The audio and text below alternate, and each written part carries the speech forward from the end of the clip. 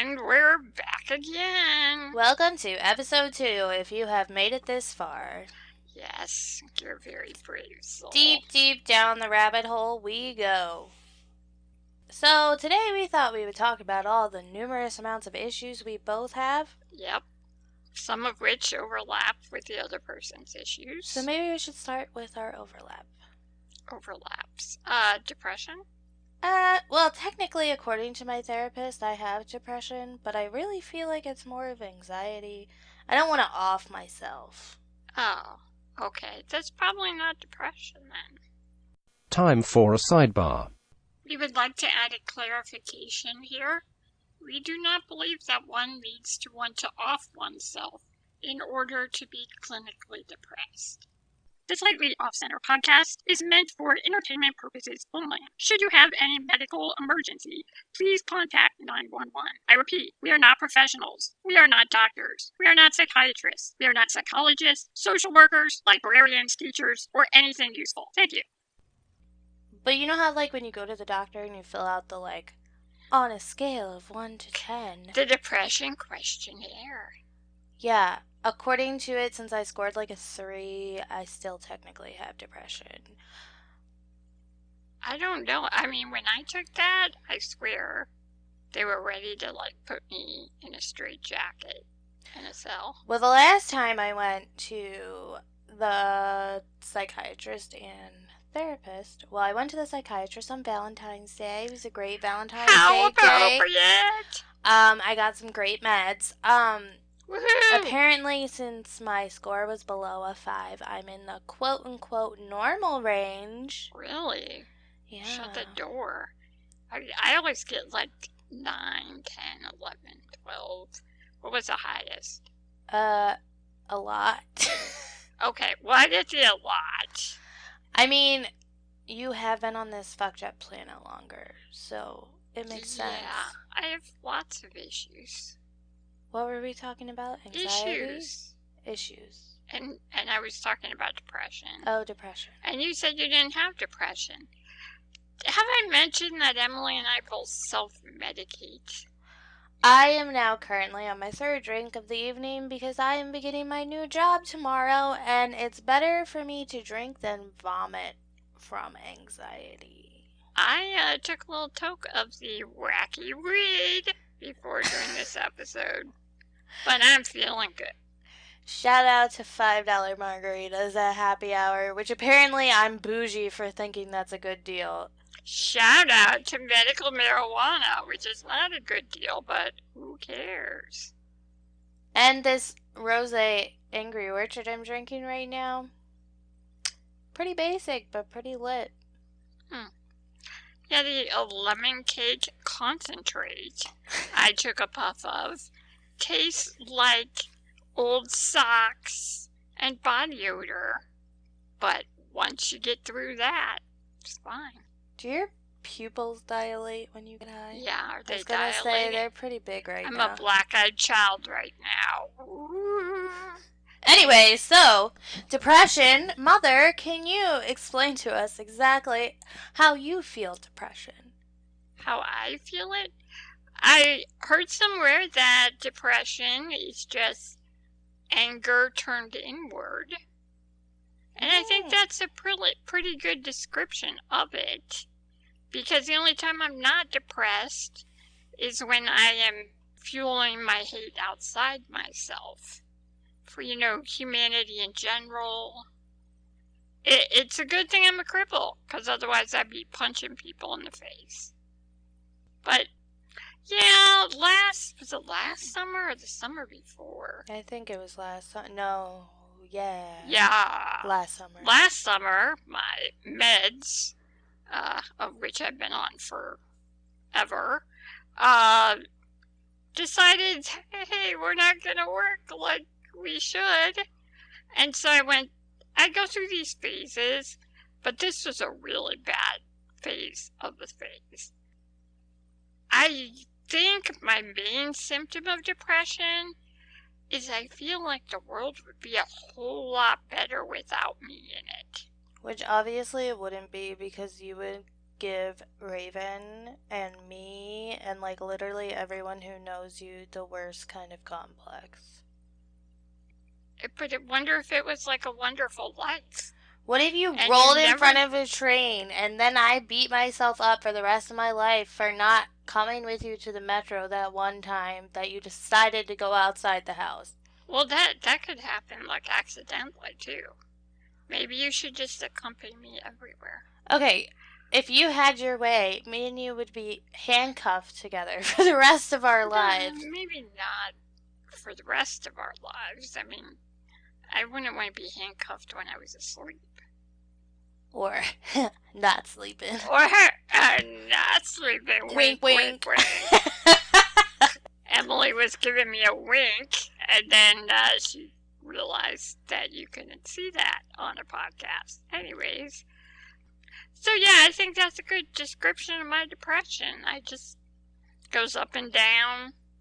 Medicine works, then stops working, then I get on different medicine. What exactly medicine are you on? I am on Zoloft. Zoloft. Generic Zoloft, whatever that is. Serotonin, yes. That thing. I'm on 200 milligrams, which is the highest dose allowable. And I am on 50 milligrams, one of the lowest doses there is. Same kind. Yes, Zoloft. And it gives you weird dreams. Yeah, around the time I started taking Zoloft, I started having really weird dreams. And it might have been from the Zoloft, or as my therapist put it, I suddenly just had adult problems to worry about. Well, yeah. So my sleep was, I would sleep for like 11, 12 hours a night. And obviously that's not healthy.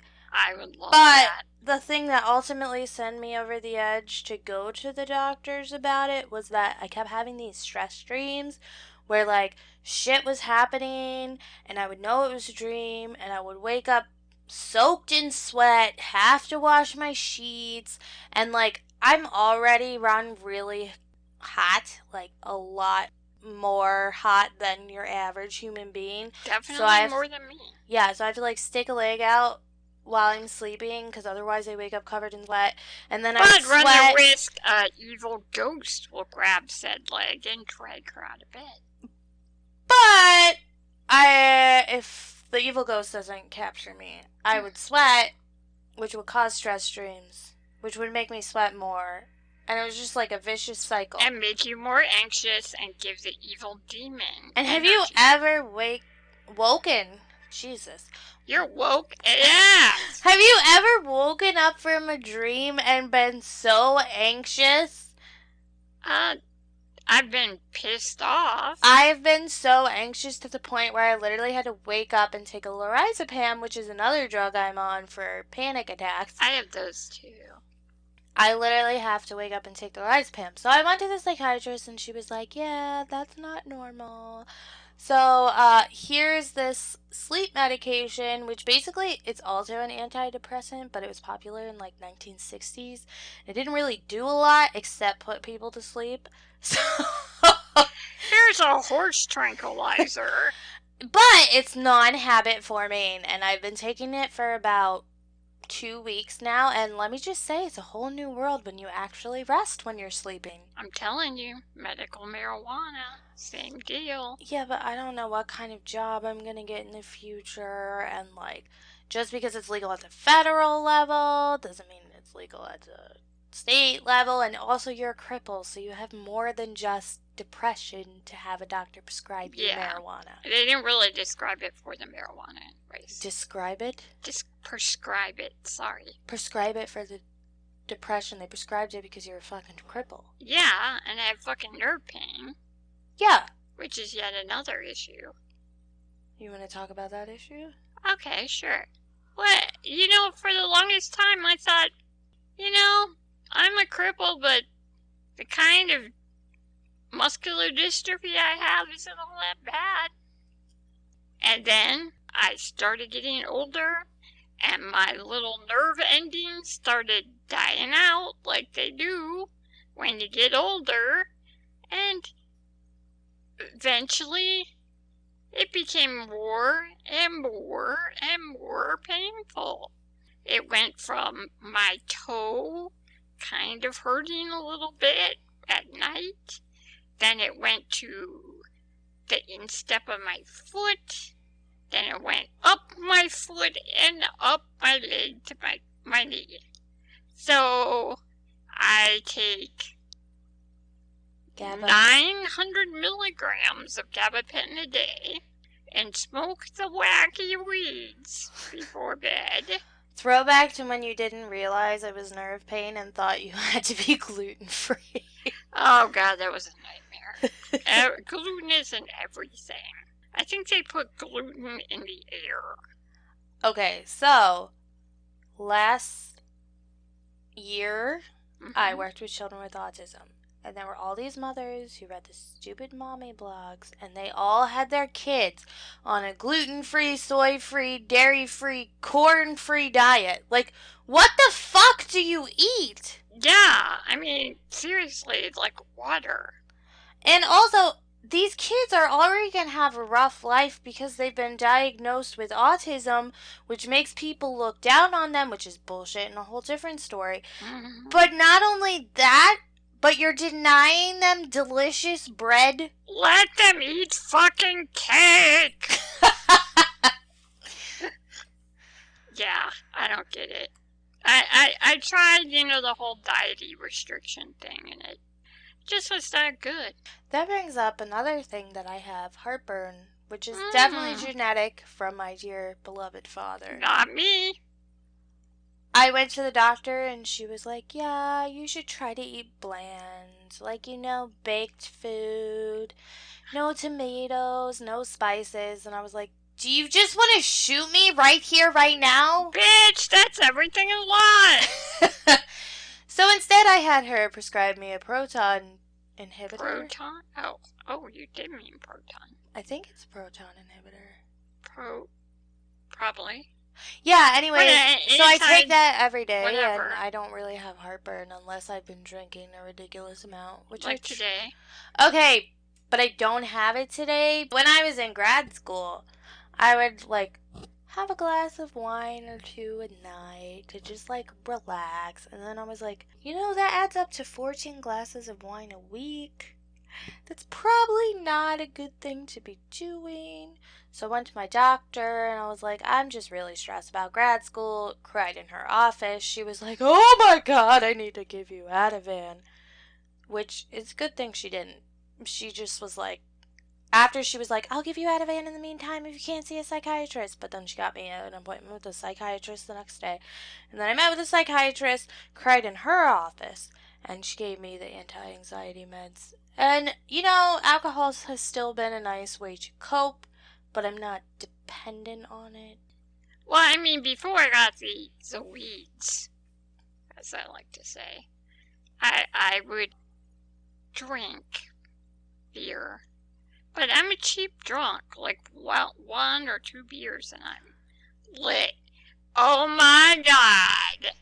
Shall we talk about the time I got really lit? Which time? And the one when you were a kid. Oh. Okay. So, way back when the kids were little, what was Raven, 5? Yeah. No, she wasn't in school No, yet. younger than that. She was 3. Yeah, because it was before we became Orthodox. Yeah. Mm-hmm. No, we were Orthodox. Alright, well, we were baptized when I was 7 and she was 4. Okay, so she was 4. Yeah, that's right.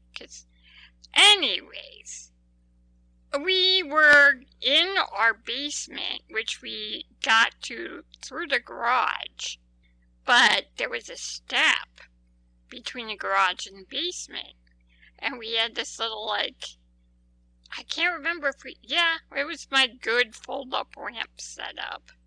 And I went to go out of the basement into the garage to help prepare for, a garage sale we were having or something. Yeah, and I had, a fake toy cash register that you kept telling me if I left it out you were going to sell it, and then you fucking sold it! Well, yeah. Anyways, sorry to distract from the story. So I decided I am going to be a big baller and roll down this ramp myself. I get halfway down the ramp and the ramp falls off the step. And I have my front wheels down off the step and my back wheels up on the step. And I'm kind of falling forward out of my wheelchair, hanging on. Like, the only reason I didn't fall out of my wheelchair is my tray was holding me up. And then I got saved before I face planted into the concrete. Went back inside and downed 2 little kings. Which is literally the equivalent of one beer. 1.5. 1 beer. No, they're 8 ounces. Yeah, that's a pint. No, a beer is 12 ounces. Okay, so it's like if you went to a beer bar and a half. and got a pint. Sure. Okay, whatever. Alright, whatever. So I had those, sucked them down, and I proceeded to do loop-de-loops in our kitchen for about an hour. And then, I forget where your dad was, but he came home, and we were supposed to go to Vespers. Which is the evening service on Saturdays. At the Orthodox Church. And I'm like, oh, I can't go. No, I can't do it. And then we went to church. Without me. And the priest was like, oh, hope everything's okay. Where's your mom? Is she sick? And I was like, no, she was just too drunk to come to church. Yeah, way to rat me out. Well, anyways. Honesty is the best policy. Yeah, I guess so. Let's just say I've had my moments. When I was in college, I was probably an alcoholic my sophomore year.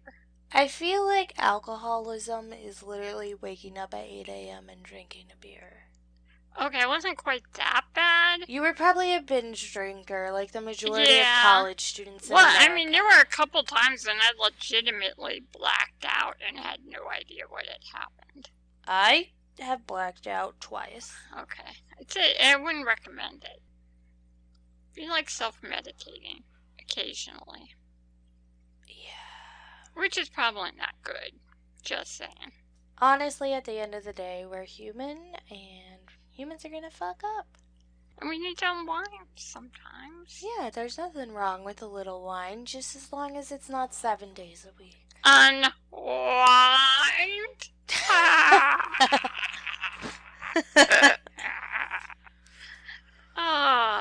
What's another one of my issues? Well, one of mine is I have a horrible voice. Yeah, as you can hear in this podcast right now. Yeah, I sound like a Kermit the Frog as a sex worker. Well, after I smoked a bunch of, pack or 2 of cigarettes. Or maybe a cigar. What is smoking a cigarette like? I've never done that. Well, that's a lie. I smoked a cigar once and promptly vomited. Yeah. Well, you're allergic to cigarette smoke. Yeah, it was a bad time. She's like thrown up as a kid in restaurants if someone lit up a cigarette. Back in the day when you were allowed to do that. My roommate freshman year smoked, and for the first 3 weeks of the semester I threw up like every day. But that also might have had to do with the anxiety. Yeah, probably. Oh, anxiety. That's a lovely issue I have to deal with. You know, like those times in your life when you're just super excited because something big is happening? I'm really excited, but I'm also vomiting and shitting my pants. I'm always going, oh, the other shoe's gonna drop. For instance, when I graduated undergrad school. When I graduated with my bachelor's. Yes. I knew I was going to stay in New York because I was getting my master's degree, and literally nothing was going to change. But the whole time we were celebrating at this, Italian restaurant for, the graduation lunch before we drove back to D.C., I literally kept running to the bathroom because I was vomiting, and then I would come back, and then I would run back because I was shitting. Well, you were also eating, cheese-filled puffs or something. I was eating cheese-filled ravioli, but I think this was before I fully determined the lactose intolerance. You're so lactose intolerant. You keep telling me I am, but I'm not. I think you are. No, I'm not. Mm-mm. Did you know that all humans are supposed to be lactose intolerant? The more you know. You're supposed to be able to have milk when you're a baby and then slowly stop having it. Did you ever think about that, though? What? Who thought, oh, I don't really want to nurse my baby, and I can't afford having a wet nurse, so let's go out to the cow and pull on its udder. I mean, it makes logical sense. It's just weird. A cow is not. You want to know what's more weird? Who the hell saw a plant and was like, oh, let me burn it and huff the vapors? Well, that probably goes back to, like, long time ago, like Aboriginal, like, times. I don't know, maybe they had a campfire. And they said, oh, look, here's some plants we can use as a starter plant. And it was the weeds. And they threw the weeds on the fire. And then they saw Mother Gaia and Krishna, and like the god Thor. And they're like, oh. We should do this more often. Yeah. I bet that's how it happened. I answered a question of the universe. I don't know. I have more issues. I just can't remember what they are. One of my issues is imposter syndrome. Oh, that's right. Our mutual issue of choice is imposter syndrome. Do we have a definition? It's basically when you do something and it's really like, it's an accomplishment, but you feel as if you only achieved it through luck or chance. Or that you're a big fat imposter. Well, yeah, but it's more complicated than that. For instance, when everyone was like, oh my god, you graduated with your bachelor's and master's in 5 years. I was like, I went to St. John's. A monkey could go to St. John's. Yeah, or when I am like, oh, I got a job. Wait, no, I don't know. I don't even have that example. Oh, I had 2 kids as a cripple. Aha! But, well, that was kind of not a thing because it just happened. I've died multiple times and still came back to life. That will be another episode someday. Let's see here. Imposter syndrome. According to the great Wikipedia, which is the wealth of all knowledge. Imposter syndrome, also known as imposter phenomenon, Freud syndrome. fraud syndrome. Fraud. Oh, not Freud. Oh, wow, that was a Freudian slip. Or imposter experience is a concept describing individuals that are marked by an inability to internalize their accomplishments and a persistent fear of being exposed as a fraud.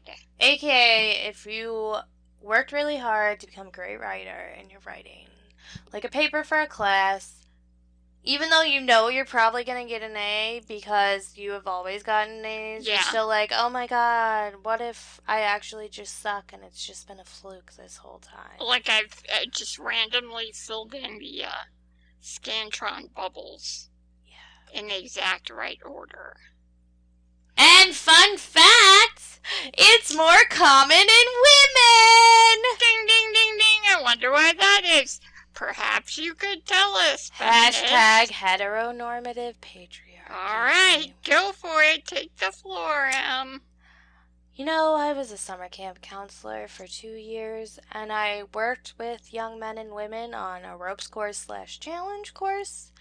And basically, the idea of these kinds of courses is to bond the team together. So we would have like 15 to 21 campers per cabin. And whenever I worked with female cabins, a girl would stand up and be like, "Oh my god, I have a great idea. We should do this, this, and this." "Oh, you know what? Just don't listen to me. I'm stupid." And it was like, "Ah!" You're allowed to have an opinion and you're allowed to give an idea. Even if that idea is not helpful, trying it has made the team better. And 9 times out of 10, that idea was not stupid and would have helped the people around you. Yeah. So that's imposter syndrome, right? Yeah. Thinking that your ideas aren't worth it. And that you're a fraud. And that you're just... You feel like you're just tricking everybody. Yeah. Like, because people are like... You're the only one who knows the truth, and everyone will find out. Yeah, and if they find out, they'll be like, "Oh my god, she is a stupid serial killer, arch villain nemesis of the world." Alright, I don't think I have it to that extreme. I just think that they're gonna be like, "Oh, you didn't actually get an A in this class. I just thought you were hot." Yeah. Of course, I've never thought that in my life. Of course, yours would be more like, "I didn't actually get an A in this class. They just felt bad sorry for me because I'm a cripple." But they had to give me an A because I am such an inspiration. Imposter syndrome, ladies and gentlemen. Yes, we have that in common. Well, do you want to talk about what we learned this week? Do a mental health check-in? How do you want to end this? Every thorn has its rose. Every rose has its thorn. No, it goes the other way in our podcast. Okay. Because you do the thorn first. Oh. And then you do the rose. But I don't know if I can think of things. Alright, let's just do a mental health check-in then. Okay. Where are you at, mother? Where am I at? Well, having a lot of fun doing these podcasts. But I still hate my job. I swear to God, it's the most busy work nonsense. But I'm enjoying binge watching One Tree Hill. Yeah, how about you, Em? I would say that on a scale of like 0 to 10, 10 we were supposed being to do the a most scale? anxious. No, it's up to you. Oh, okay. 0 to 10 being the most anxious. I'm probably at like a 5 right now. Until tomorrow morning. Then I'm gonna shit my Then pants. she'll be at an 11. Did I tell you about a job interview I had in December where literally I was driving to the job interview and I thought I was going to shit my pants on the GW Parkway? It was like full on like lactose intolerant shit, but I hadn't eaten dairy. So it was like a phantom lactose. Yeah. Sure. And then I had the cramping and I was like, "Oh my god, I'm gonna shit my pants in this car." And then like after 10 minutes of thinking I was gonna shit my pants in the car, I got to the place and it was fine. And then I sat through the interview and then I drove all the way home and then like 2 hours later I shit. It was like a post-stress shit. Yeah, but... A PSS. But it wasn't like, "Oh my god, I'm so stressed out about this interview I just had, I need a shit." It was just like the natural progression, like that was the time to poop. Oh, like on a clock kind of thing? Yeah, I have a schedule. Oh, that's nice for you. I do not have a schedule. Actually, I was complaining to your father today. This may be too much information, but I'm like, I feel like my poop chute has developed a detour. Oh my god. To which your father just kind of stared at me, like he did last night, when I told him our room was filling up with lemon meringue pie. Okay, that's because you were high. And I was really craving lemon meringue pie. Alright, well, I think you should cut this part out of the podcast. No, why? I don't want to talk about your detoured poop chute. We talk about things? Not my poop chute. Well, I like talking about my poop chute. That's staying in. All But right. anyways, Well, this has been Slightly Off-Center Podcast. thank you so much for listening. If you are, because honestly, it's probably just going to be us at this point. And maybe like really die-hard family members. Yep. Yep. See you later. Bye! Follow us on Facebook, Instagram, or Twitter at Slightly Off Center Podcast. You can also find us on Patreon and give us shit tons of money. So we don't have to cam or sell an organ. Also under Slightly Off Center Podcast. And if you need any advice, beauty, life tips, We're probably not the people to ask. but you can still send us an email at slightly-off-center-pod@gmail.com. Thanks for listening!